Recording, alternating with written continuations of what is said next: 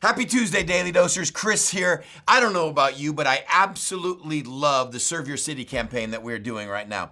I love that about every year and a half we roll around and we cancel all services so we can go out and do service projects. And I love getting behind the theology, what God's Word says about what this does for us, made in His image, to be people that give, serve, love, the campaign that we're doing now for 3 weeks.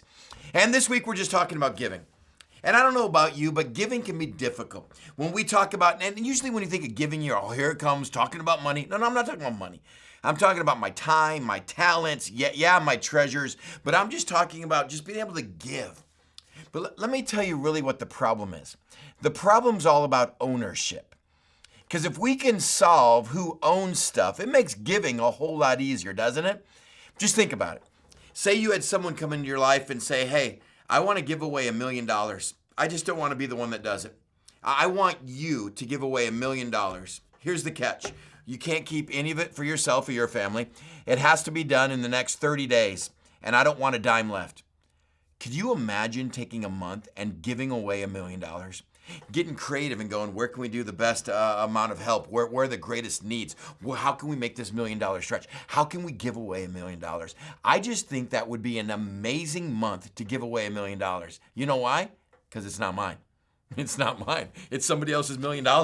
I'll give away anything that's yours. That'll just be fun to bless people. Why? Because I'm watching your stuff go to make life change in someone and I just get to be the middleman. That's phenomenal. And I tell you, it is that mindset or that theology that helps shape me from being a pretty tight person, a stingy person, to opening my heart and mind to being generous. Not just to the outside world, but to my own family. And I'll tell you the passage that broke that down for me. Romans chapter 12. It's just a couple verses. I referred to it this past weekend in my message. But Romans chapter 12 simply says this. Therefore, and I know if you've been in church a long time, anytime there's a therefore, ask, stop, what's it there for? Paul's going to tell us. 12 chapters right in this book called Romans. 12 chapters Paul has been writing to the Roman world. Let me give you Christianity in one book. And he starts, therefore, I urge you, brothers and sisters, in view of God's mercy. That's what it's there for. Therefore, because of God's mercy, here's what I want you to do. Because of 11 chapters of this God that created you, this God that loved you, this God that lost you, this God that bought you back at such a high price of his very only son paying your debt. His son will take the wrath that you and I deserve. And in exchange, he doesn't make us slaves. In exchange, he doesn't beat us up for the rest of our life. In exchange, he now adopts us into his family. He calls us sons and daughters. He gets rid of a sin issue, an old self, and he puts himself into our life. Therefore, because of this great mercy, brothers and sisters, here's your response as a Christian. Offer your bodies as living sacrifices, holy and pleasing to God. This is your spiritual act of worship. Circle, highlight, underline. Do not conform any longer to the pattern of this world, but be transformed by the renewing of your mind. Then you will be able to test and approve what God's will is, his good, pleasing, and perfect will.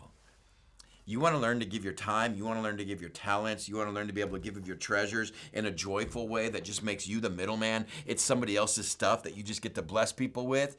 You take those first 2 verses and you start to learn and apply them.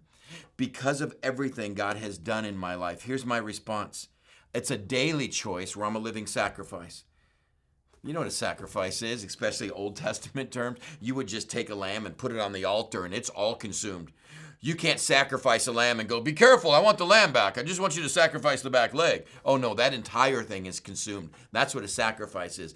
Daily you realize because of what God did, there's an ownership change. Everything you are, everything you have is his. It's his. And you do this by daily no longer being conformed by the pattern of this world. What the world says about stuff, you be transformed by your mind, what God says about whose stuff this is. You see, now when I come to tithing or giving, I'm just amazed that God allows me to keep 90%, 80%. Are you kidding me? You give me this life and the ability to make money and all you want's a fraction of it? That's ridiculous. Now when it comes to my time, my talents, God, I can use your stuff on behalf of someone else. We're jumping in this week to just giving. There's an ownership principle. If it's your stuff, your life, it's going to be really hard to give it away.